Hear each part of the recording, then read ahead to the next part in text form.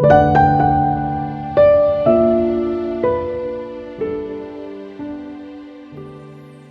everyone. Thanks for your support of the Atlanta Jewish Film Festival. I'm Ben Mankiewicz. Hope you enjoyed The Survivor. And it is my pleasure to welcome now the man who directed the film, one of the great directors, one of the great filmmakers of his generation. Please welcome Barry Levinson. Barry, how are you? Welcome. Nice to see you again. Good to see you.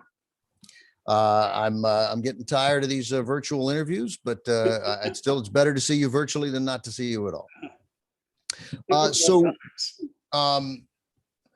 Tell me how you ended up directing The Survivor, which on the surface, if for those who are only vaguely familiar with your work, might not seem like a typical Barry Levinson movie, but you're actually not typical. So, but anyway, how did it come to you? The script was sent to me, and in reading it, and I was rather fascinated by the subject matter. But the thing that stood out, and it caused a memory to flash in my head when I was about 5 years old, living in Baltimore with my parents and my grandparents. And one day this man showed up at the door, and it turns out that he was my grandmother's brother who just came from Europe. And it was like shocking because I didn't know my grandmother had a brother. She never mentioned a brother. She never talked about really in terms of Eastern Europe, period. But she didn't mention anything about his brother. So he stayed for several weeks, and they put him upstairs in my bedroom on a cot on the other side of the room. And the first night I woke up because I could hear him like yelling in a language I didn't understand, and thrashing about in bed and everything else. And then he fell asleep. And this went on night after night after night. And I didn't understand it. I didn't want to say anything to my parents, or, it's like a little kid and can't figure what this is. Night after night, tossing and speaking in a language, and obviously bothered by something. And after about 2 weeks, he left and he went to New Jersey, I believe. And that's where he worked eventually. And so now you jump forward, like I'm 16 years old and I'm sitting in the kitchen with my mother and we're talking, and she said, well, that was like Simca. That was his name, Simca. And I said, well, what? And she says, well, he was in a concentration camp. And it's the first time I ever heard that. And I said, really? I said, never heard that. Well, your grandmother doesn't want to talk about it, et cetera, et cetera. And in reading the script of The Survivor, is someone was in a concentration camp, then ultimately comes to America. And then he has to deal with not only that he survived the camps, but now he, in a sense, has to live a life. And in many ways now, we sort of call it post-traumatic stress disorder. And then there was no kind of name for it. And so that little incident stayed in my head enough for me to begin to spend time dealing with the writer on the script, and that's how it evolved.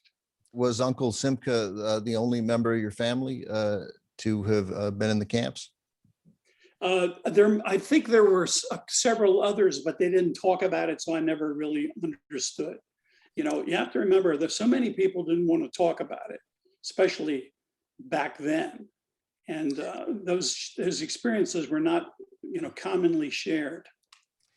Yeah, since I grew up with that same sort of, the storyline about survivors and even the children of survivors not wanting to talk about it, if they'd had the stories relayed to them. And I don't know, for a long time, I ascribed that trait to Jews, but now, as you referenced, this was PTSD, and it is entirely generational, and Jews part of it. That was the particular horrific trauma that they suffered. But but you think about another movie story about Jimmy Stewart and the PTSD that he had from 20 missions over Germany during the war, and he didn't want to talk about it. Yeah, and so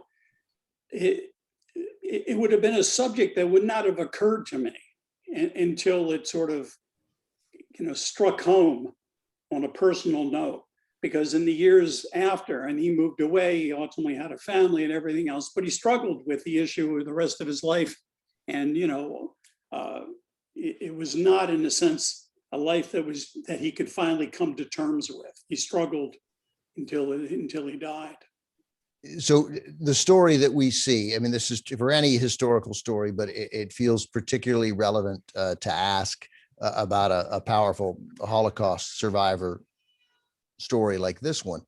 How much of what we see, and I know it's taken from Harry's own book, but how much of what we're seeing is true? How close to the facts did you hew? Well, I think in the basic facts, I think we stayed, right on the truth of that. It was written by his son, based on the notes that he took talking to his father, and those incidents did take place over there in the camps. He was a fighter. He fought other, Jews for the amusement of the SS. He came to America. He continued to fight. He actually fought Rocky, Marciano. Many of those details are very kind of close. Obviously, we take the liberties in terms of the conversations and all of that type of thing because, it's a movie in that regard. But the basic facts of it are, I believe, are very accurate based on all the conversations and the research, and certainly his son, Alan. I think of this when I talk about blacklist movies, that as frustrated as I get, and as millions of others do with those people who named names. It takes your eye, when you focus on that, you take your eye off the ball, that the real enemy was the government of the United States and the committee, and the real enemy was the movie industry, complicit in blacklisting people and putting actors and directors and writers into these terrible circumstances. And you see that, times 1,000 here with Harry, right, in the camps, where and then the reaction that he has with the Polish American Jews afterwards, that somehow he was a collaborator, when in fact, I think now we can all sit back and say that no, he did precisely what you would do to literally survive. You never know how an individual reacts to things, but we do now know much more than what we did in terms of the Vietnam veterans that came back, and many of them struggling with drug addiction and all sorts of mental issues, because they can't get past that. It hovers around them. Some can ultimately come through it. Some are not affected by it at all. And some their lives are scarred, and it's a struggle, a daily struggle. And so you say, well, how can we do the story to cover this, and at the same time engage an audience, because we can't just suddenly just be watching something and then the entire time, we're repulsed by what we see, because there was the other side of it. He ultimately, in coming to America, ended up meeting this woman who understood him well enough that she was able to help him in terms of his family, his kids, to finally come to rest, with the nightmares of the past. Well, let's talk about the wife and the husband. Let's talk about casting. Obviously, finding an actor to play Harry requires to find an athletic actor who could reasonably be believed to box competently enough to step into the ring against the great Rocky Marciano. How did you come upon Ben Foster? I know you'd worked with him. One, he's a wonderful actor, but and he was in Liberty Heights. Yeah, no, which was his first film, right? And saw him progress as an actor.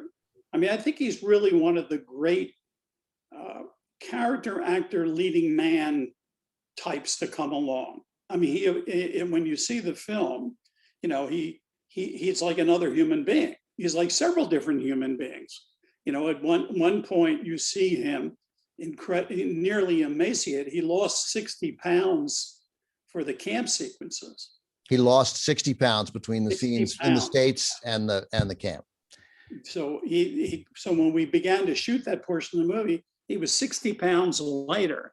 He literally was almost starving himself to death, but in a scientific fashion. So, he had dietitians and all of that stuff, to supervise. And then he had to gain that weight back, but also gain muscle.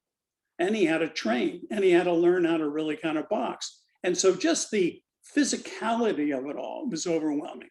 As an actor, and how he relates to people, how he responds, I find it, there's such a believability, a credibility to his work.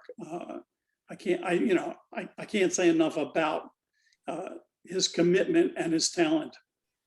Yeah, I mean, when in the first scene of the film, as you see him walking on the beach in Georgia, and then we get that first close up, and I know Ben Foster is the star of the movie, right? And I thought, is that Ben Foster?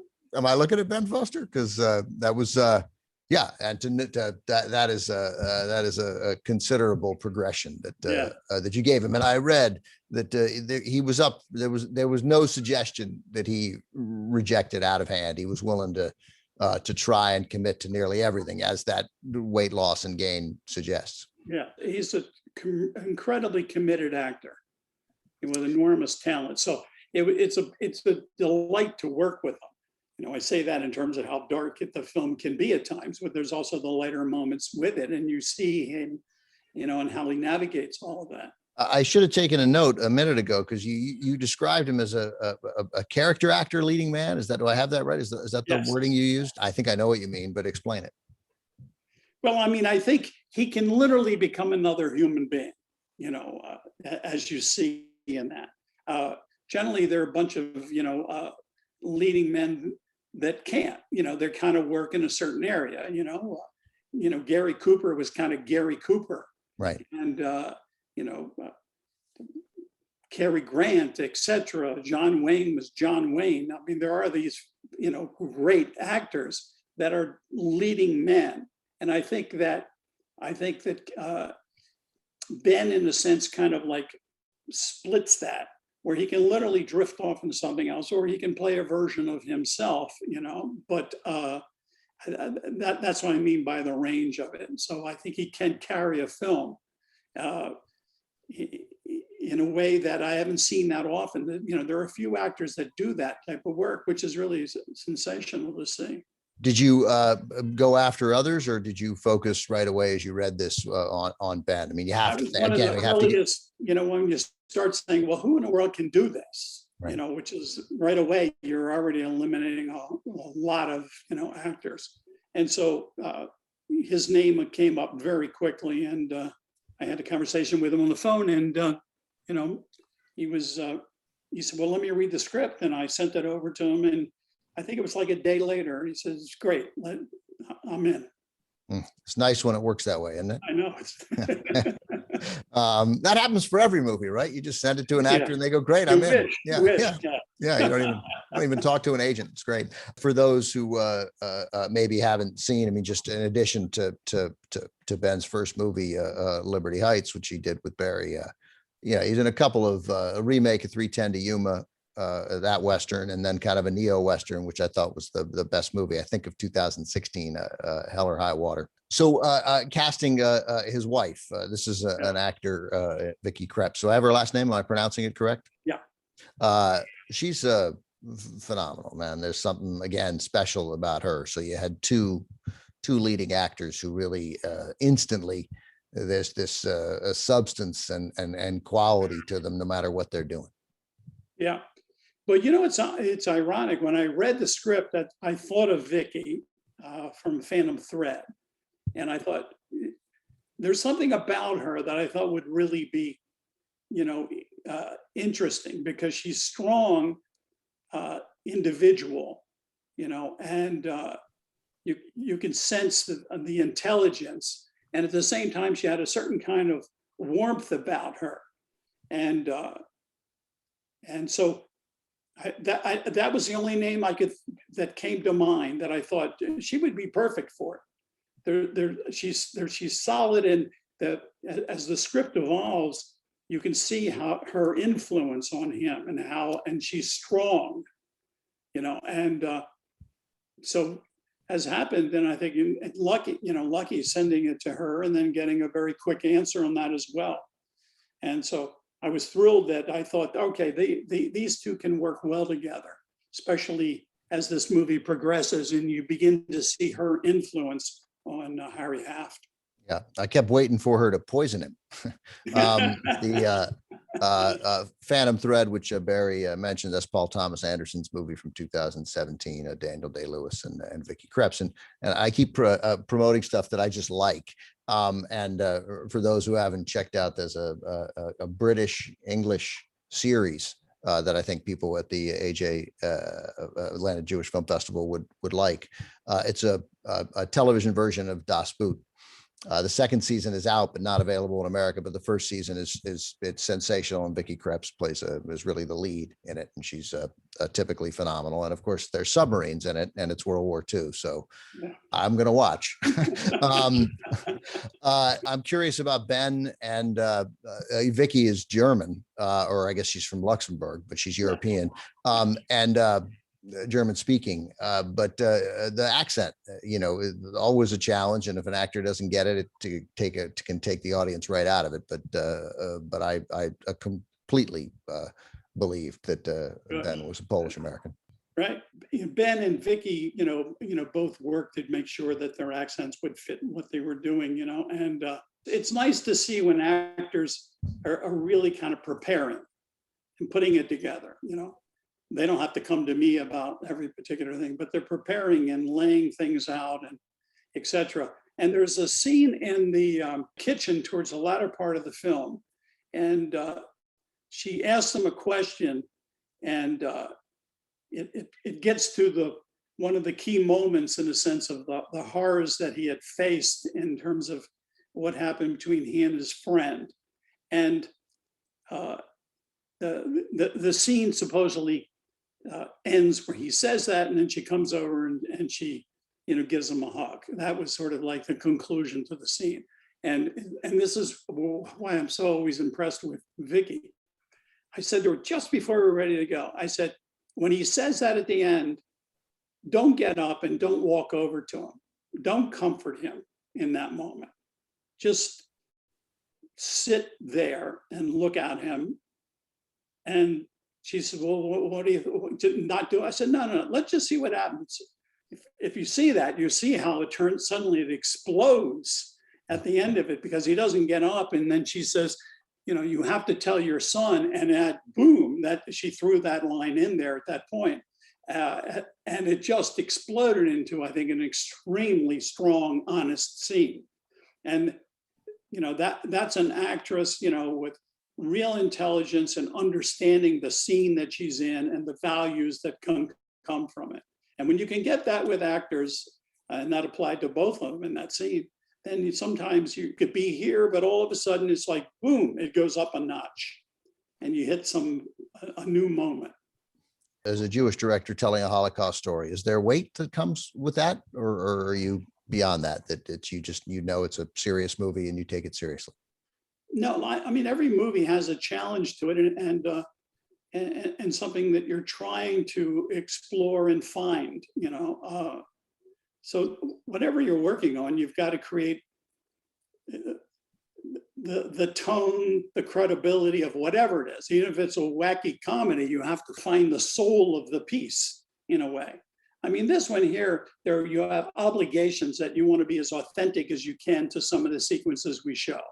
You don't want to suddenly like soft code it or whatever, even though it plays a very small part of the film, but you still want as much authenticity as you can possibly provide to give the audience a sense of how that individual will be haunted from that point forward.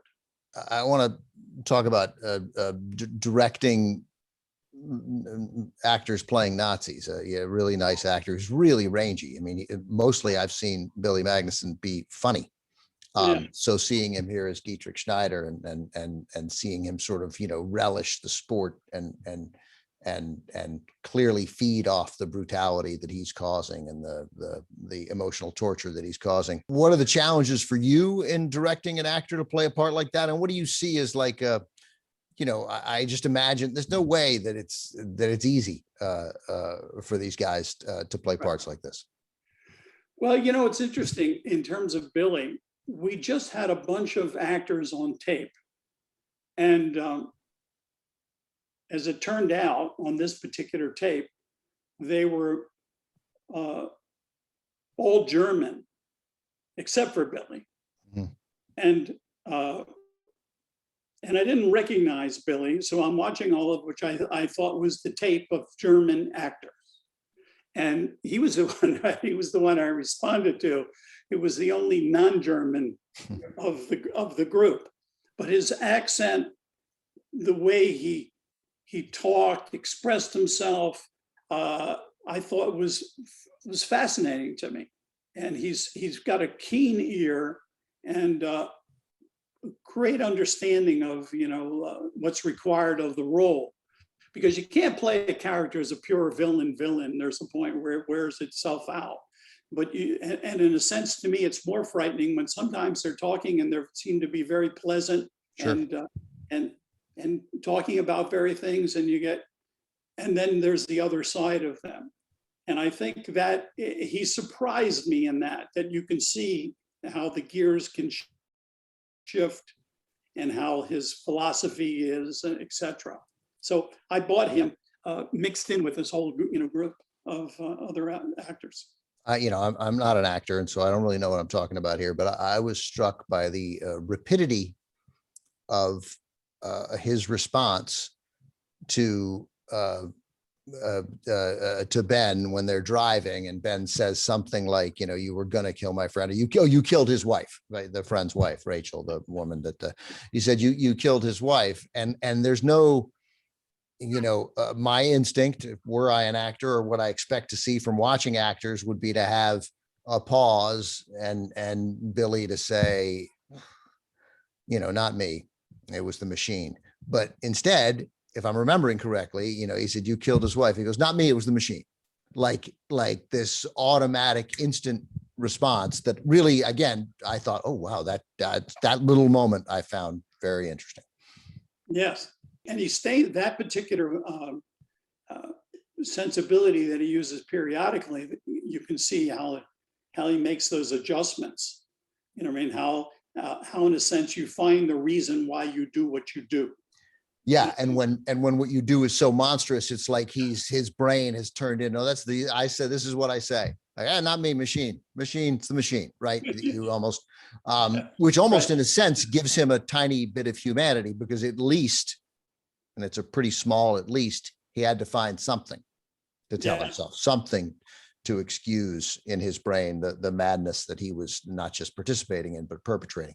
Right. So I'm curious about something you said too, when you said, as you looked at the tapes of the actors to play Schneider, and Billy popped in general. So what was it that popped? And I don't need it necessarily about Billy, but when you're watching it, what do you sense it is? Like, are you able to name the thing you see, or is it just a feeling that comes over Barry Levinson and he's like, oh, that was special? What is it that you look for or that gets you?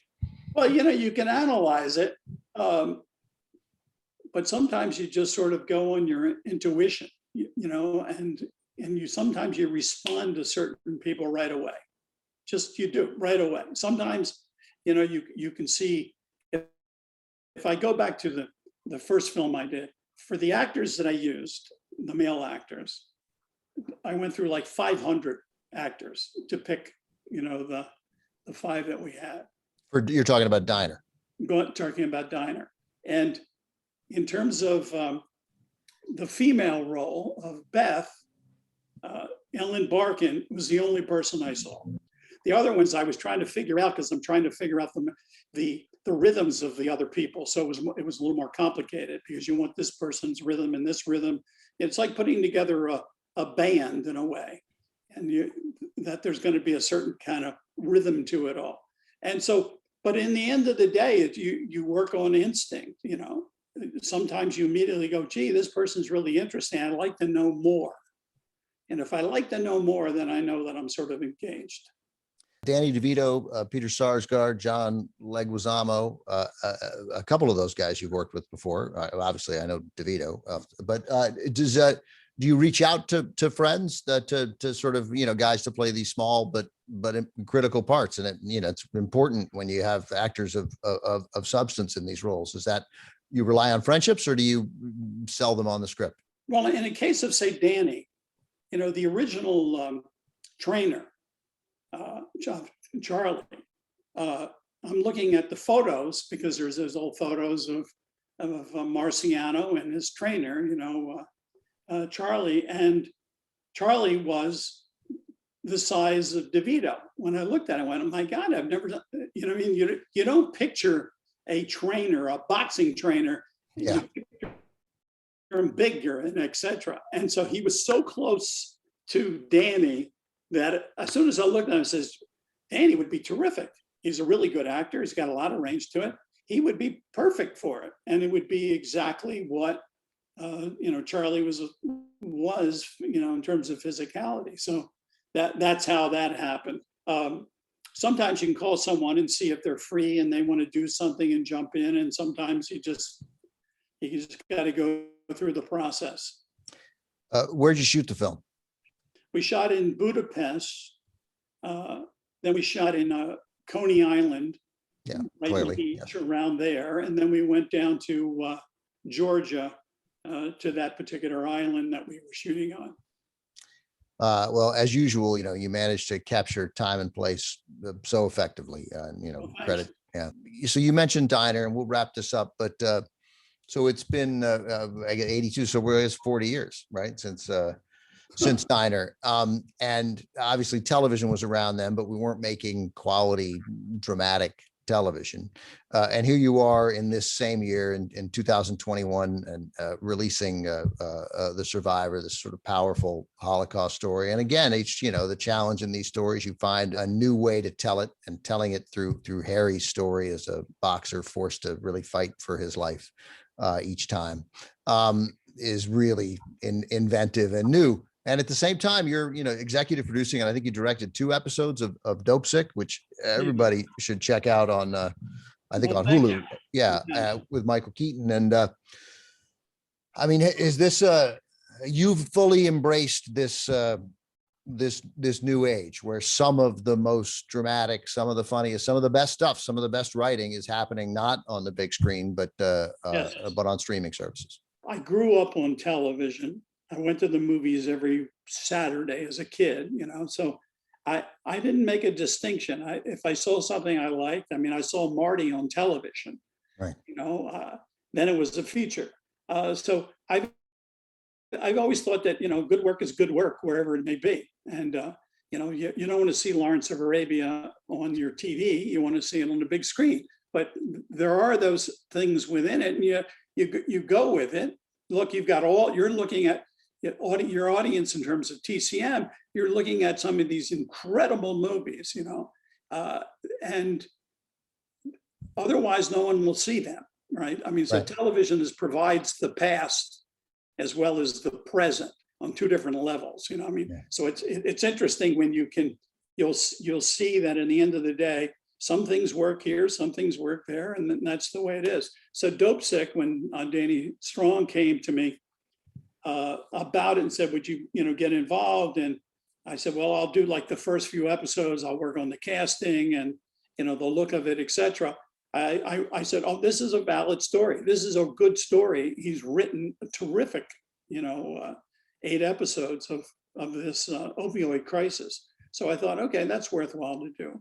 So wherever it comes from, when I did Homicide, Life on the Street, it was the first time that a series was shot on Super 16 handheld, on locations in Baltimore. It seemed valid, and I was able, to do it. So my feeling is that if it's a good story to tell, then you tell it. Yeah, that's true. Of course, you're not a late embracer of the strength of dramatic television. You were an early embracer of it. Before we let you go, Barry, you told me a story, and I've quoted it back, and I'm sure I get it wrong. So I want you to tell it, because I know all these people are gonna, I think, these movie fans are gonna find it as interesting as I did. So you were in, I guess, maybe college when you had a job at a local television station in Washington, D.C. You were working the control room and in Yes. playback, and you'd show the late movie, right? Right. And Yeah. then, but you'd have to cut it for time, right? Yeah. And what would you do? I mean, you had to cut it for time. You're like 19. Well, in this particular case, what happened is this was the early show, not the late show, because we used to do the early show sometimes, then the late show. The early show, you have to cut for time. A late show, they don't care. But at 4 o'clock, at 4 o'clock, the late show begins. And with all its commercials and everything else, it's got to be done at 6 o'clock, period. That's it. That's your out time. This is the early show or the late show? This was the early show. Gotcha. Because Okay. at 6 o'clock news is coming up, the early show is running, and there's no like, it can run 6:05. No, it's got to stop at 6, the news. And so we were taught, and we didn't know about a lot of these movies in San Francisco, the film, they would say, just cut for plot, that's it. Just get on with the plot. So in that particular one, they're trying to make up time because of some technical difficulties, and the show's going to run long or whatever. And so when the earthquake happens, you see the chandelier shake and whatever, and you go to commercial break.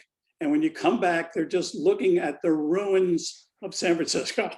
Cut out the entire earthquake out of the film, and not knowing any better, because no one knew that was one of the great, sequences of. Yeah, it's like cutting the shark attacks out of Jaws. Yeah, just take that out. Yeah. We did a couple other, just tell you one other one where, and this was interesting because no one called up to complain. The late show goes on at 11:30, and it was called The Man from the Alamo with Glenn Ford. Okay. And it begins, and the first commercial break seems to be out of whack. It's doing 10, 9, 8, they didn't go to the slide, when it's supposed to, and it's like, what happened? And at 10 minutes to 12, which means the movie's only been on for, 25 minutes now. And all of a sudden it goes, the end. And, and then without missing a beat, we went to the booth announcer, who said, and now for the beginning of The Man from the Alamo. And then the movie began. Now, here's the thing that got me that to this day, I can't figure out. No one called up to complain. It's amazing. Right. Yeah. It's one of those crazy Hollywood movies. They show it backwards. What struck me was that means that some 19-year-old kid in Washington, D.C. is making cutting decisions that are different than a 19-year-old kid 90 miles up the road in Philly and 3,000 miles across the country in San Francisco.